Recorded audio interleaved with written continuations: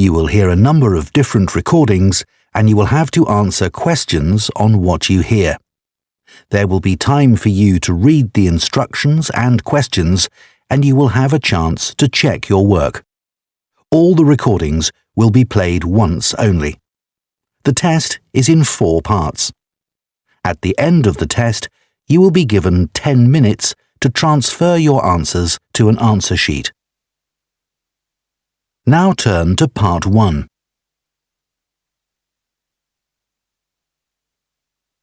Part 1.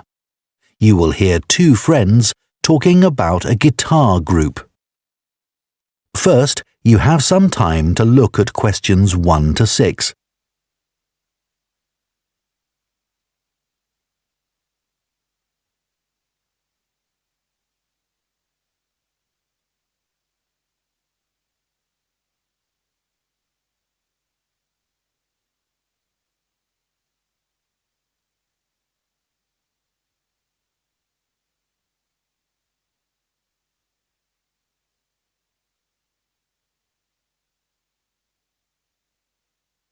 Now listen carefully and answer questions 1 to 6. Hi, Coleman. How are you? Good, thanks. I wanted to have a chat with you because our friend Josh told me that you've joined a guitar group and it sounds interesting. I'd really like to learn myself. Why don't you come along? I'm sure there's room for another person. Really? So, who runs the classes? He's called a coordinator. His name's Gary Matheson. Let me note that down. Gary... How do you spell his surname? It's Matheson.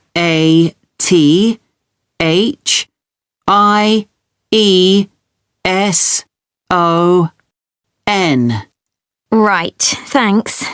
He's retired, actually, but he's a really nice guy, and he used to play in a lot of bands. Thanks. So, how long have you been going? About a month now. And could you play anything before you started? I knew a few chords, but that's all. I'm sure everyone will be better than me. That's what I thought too. When I first spoke to Gary on the phone, he said it was a class for beginners, but I was still worried that everyone would be better than me. But we were all equally hopeless. Oh, that's reassuring. So, where do you meet? Well, when I joined the group, they were meeting in Gary's home. But as the group got bigger, he decided to book a room at the college in town. I prefer going there. I know that place. I used to go to tap dancing classes there when I was at secondary school. I haven't been since, though, and I can't remember what road it's in. Is it Lock Street?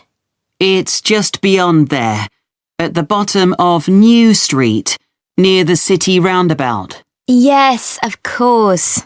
The guitar club is on the first floor in room T347. Right. And when do you meet? Is it at the weekend? We meet on Thursdays. It used to be 10:30, and that suited me well. But now we meet at 11. The class that's in there before us asked if they could have the room for another 30 minutes.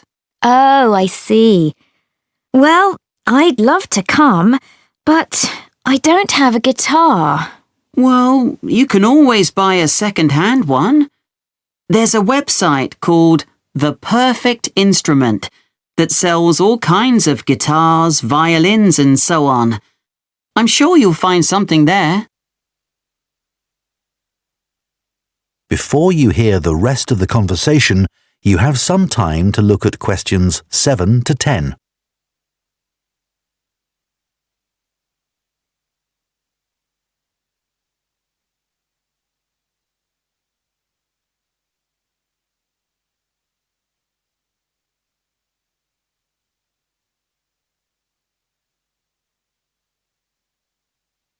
Now listen and answer questions 7 to 10. So, what's a typical lesson like with Gary? Well, he always starts by getting us to tune our guitars. That takes about 5 minutes. Uh-huh. Some people have an app they use, but others do it by ear. Gary goes round and helps them. And while he's doing that, he tells us what he's going to do during the lesson. Right. First, we usually spend about 10 minutes doing some strumming. So, is that using... what are they called? Plectrums? No, we just use our thumbs. Oh, much easier. Gary reminds us where to put our fingers for each chord, and then we play them together. Sometimes we all just start laughing because we're so bad at keeping time. So Gary starts clapping to help us. Do you learn to play any songs? Yes, we do at least one song with words and chords. I mean, that's harder than you think. Oh, I'm sure it is. That part of the lesson takes about 15 minutes. He often brings a recording of the song and plays it to us first. Then he hands out the song, and if there's a new chord in it, we practice that before we play it together, but really slowly. Do you do any finger picking? That's the last 10 minutes of the lesson, when we pick out the individual notes from a tune he's made up. It's always quite simple. That must be hard, though. Oh, it is. But people like it because they can really concentrate. And if we're all playing well, it sounds quite impressive. The only trouble is that he sometimes gets us to play one at a time. You know, alone. Oh, that's scary. It is. But I've got used to it now. At the end, he spends about 5 minutes telling us what to practice for the following week. Well, thanks, Coleman. I'll go and have a look at that website, I think. That is the end of Part 1. You now have 1 minute to check your answers to Part 1. Part 2. You will hear a man called David talking on the radio about his work as a lifeboat volunteer. First, you have some time to look at questions 11 to 16.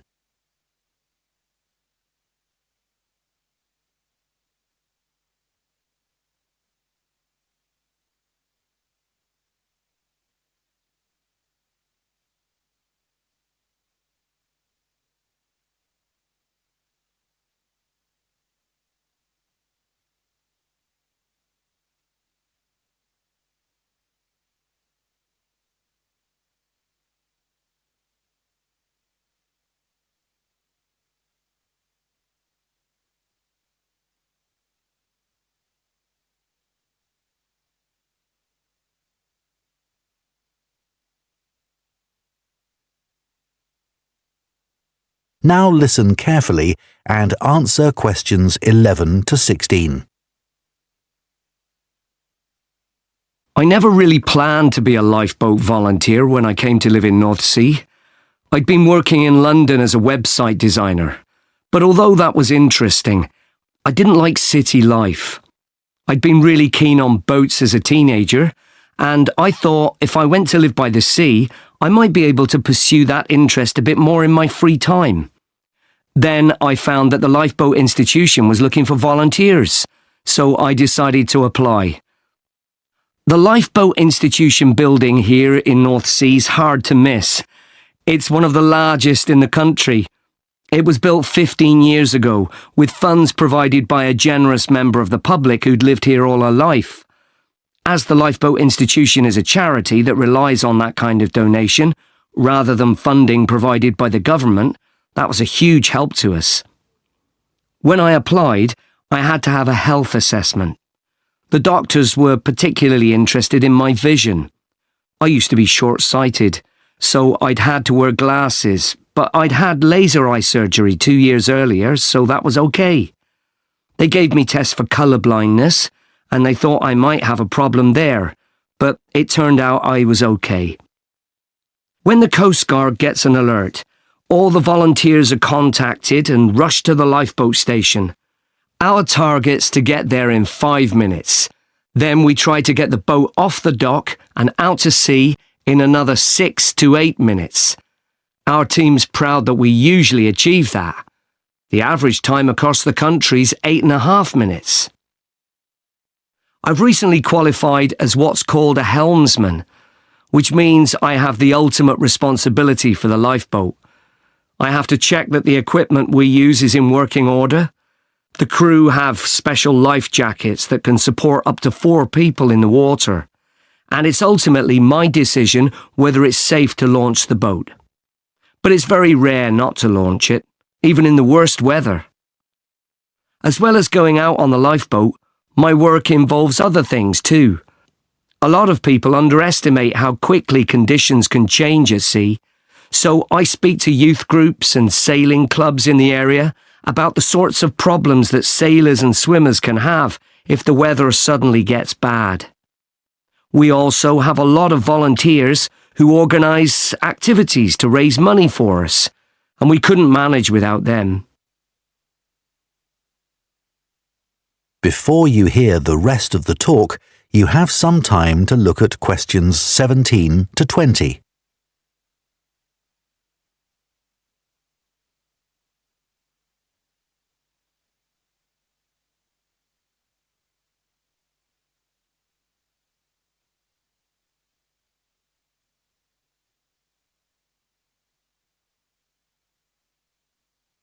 Now listen and answer questions 17 to 20.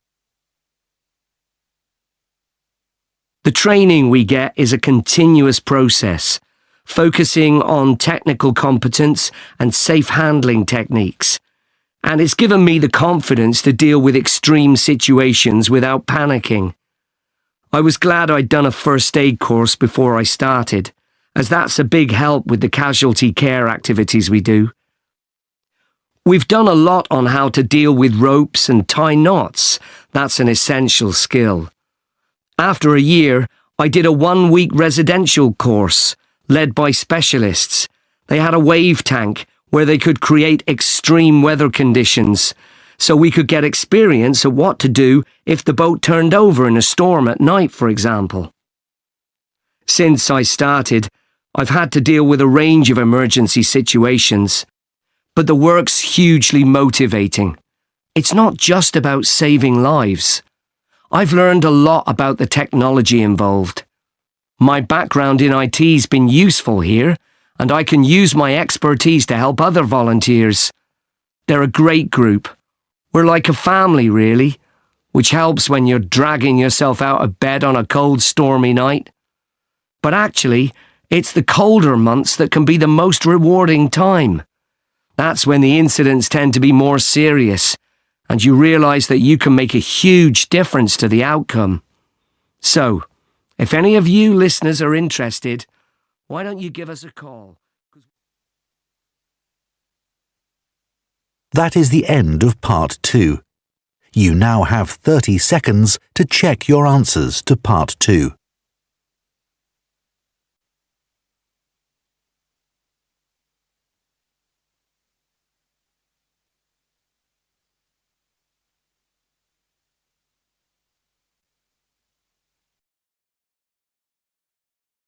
Part 3. You will hear 2 students called Bella and Don discussing a presentation they plan to do on recycling footwear. First, you have some time to look at questions 21 to 24.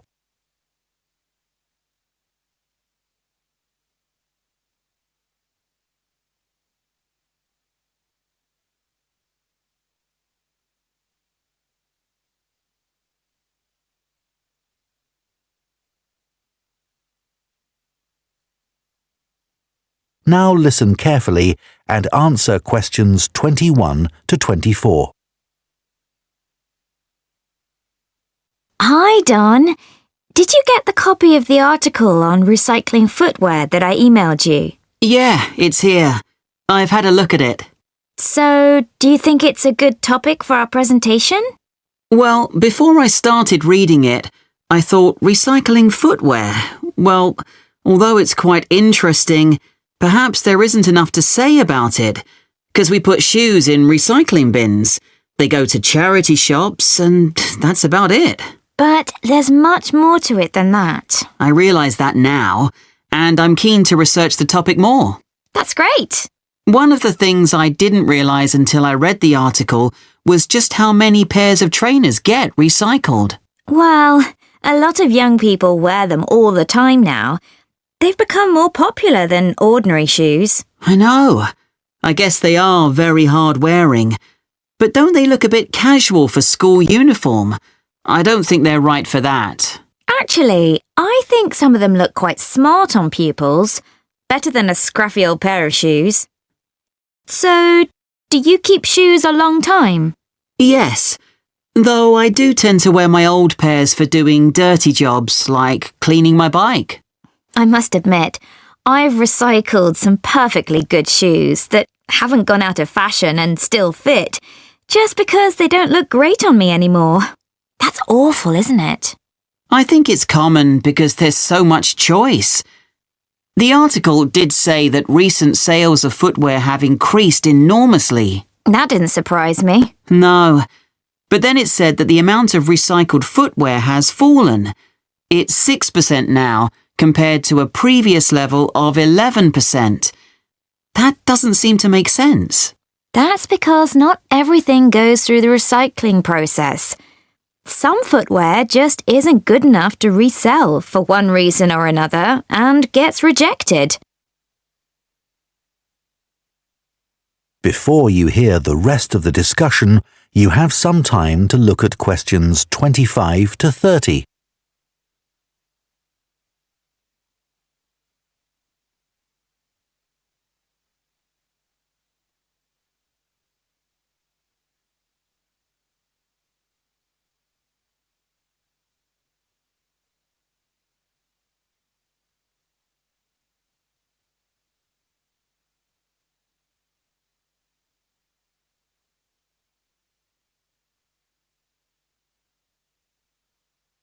Now listen and answer questions 25 to 30.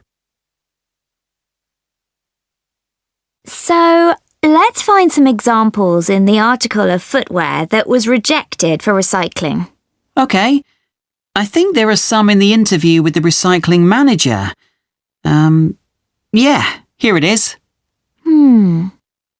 Let's start with the ladies' high-heeled shoes. What did he say about those? He said they were probably expensive. The material was suede and they were beige in colour. It looked like someone had only worn them once, but in a very wet field, so the heels were too stained with mud and grass to resell them. Okay. And the leather ankle boots. What was wrong with them? Apparently, the heels were worn, but that wasn't the problem. One of the shoes was a much lighter shade than the other one. It had obviously been left in the sun. I suppose even second-hand shoes should look the same. Sure. Then there were the red baby shoes. Oh, yes. We're told to tie shoes together when we put them in a recycling bin, but people often don't bother. You'd think it would have been easy to find the other, but it wasn't. That was a shame because they were obviously new. The trainers were interesting. He said they looked like they'd been worn by a marathon runner. Yeah. Weren't they split? Not exactly. One of the soles was so worn under the foot that you could put your finger through it. Well, we could certainly use some of those examples in our presentation to explain why 90% of shoes that people take to recycling centres or bins get thrown into landfill. What did you think about the project his team set up to avoid this by making new shoes out of the good parts of old shoes? It sounded like a good idea. They get so many shoes, they should be able to match parts. I wasn't surprised that it failed, though. I mean, who wants to buy second-hand shoes, really? Think of all the germs you could catch. Well, people didn't refuse them for that reason, did they? It was because the pairs of shoes weren't identical. They still managed to ship them overseas, though. That's another area we need to discuss. You know, I used to consider this topic just from my own perspective, by thinking about my own recycling behaviour without looking at the bigger picture. So much happens once shoes leave the recycling area.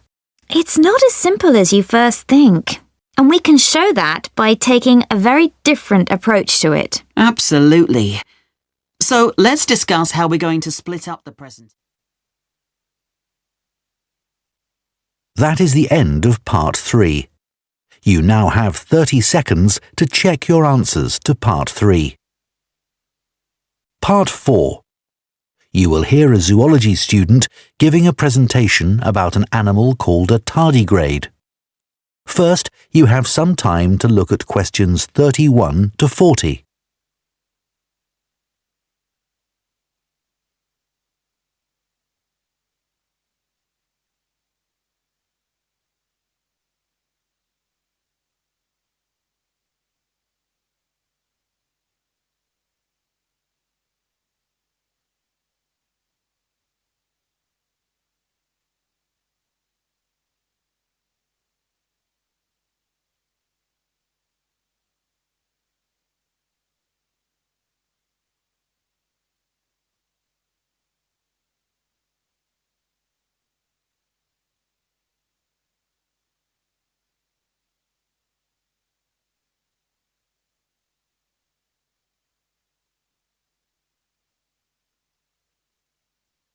Now listen carefully and answer questions 31 to 40. For my project on invertebrates, I chose to study tardigrades. These are microscopic, or to be more precise, near microscopic animals. There are well over 1,000 known species of these tiny animals, which belong to the phylum Tardigrada. Most tardigrades range in length from 0.05 to 1 millimetre, though the largest species can grow to be 1.2 millimetres in length. They're also sometimes called water bears, water because that's where they thrive best, and bear because of the way they move. Moss piglet is another name for tardigrades because of the way they look when viewed from the front. They were first discovered in Germany in 1773 by Johann Goetze, who coined the name tardigrade. As I say, there are many different species of tardigrade. Too many to describe here, but generally speaking, the different species share similar physical traits. They have a body which is short and also rounded, a bit like a barrel. And the body comprises 4 segments. Each segment has a pair of legs, at the end of which are between 4 and 8 sharp claws. I should also say that some species don't have any claws. What they have are discs, and these work by means of suction. They enable the tardigrade to cling on to surfaces or to grip its prey. Within the body, there are no lungs or any organs for breathing at all. Instead, oxygen and also blood are transported in a fluid that fills the cavity of the body. As far as the tardigrade's head is concerned, the best way I can describe this is that it looks rather strange, a bit squashed even. Though many of the websites I looked at described its appearance as cute, which isn't exactly very scientific. The tardigrade's mouth is a kind of tube that can open outwards to reveal teeth-like structures known as stylets. These are sharp enough to pierce plant or animal cells. So, where are tardigrades found? Well, they live in every part of the world, in a variety of habitats, most commonly on the bed of a lake, or on many kinds of plants, or in very wet environments. There's been some interesting research which has found that tardigrades are capable of surviving radiation and very high pressure, and they're also able to withstand temperatures as cold as -200 degrees centigrade, or highs of more than 148 degrees centigrade, which is incredibly hot.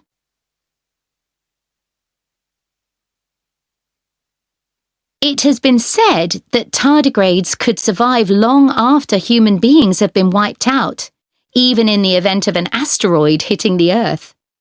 If conditions become too extreme and tardigrades are at risk of drying out, they enter a state called cryptobiosis. They curl into a ball called a tun, that's TUN, by retracting their head and legs, and their metabolism drops to less than 1% of normal levels. They can remain like this until they're reintroduced to water, when they will come back to life in a matter of a few hours. While in a state of cryptobiosis, tardigrades produce a protein that protects their DNA.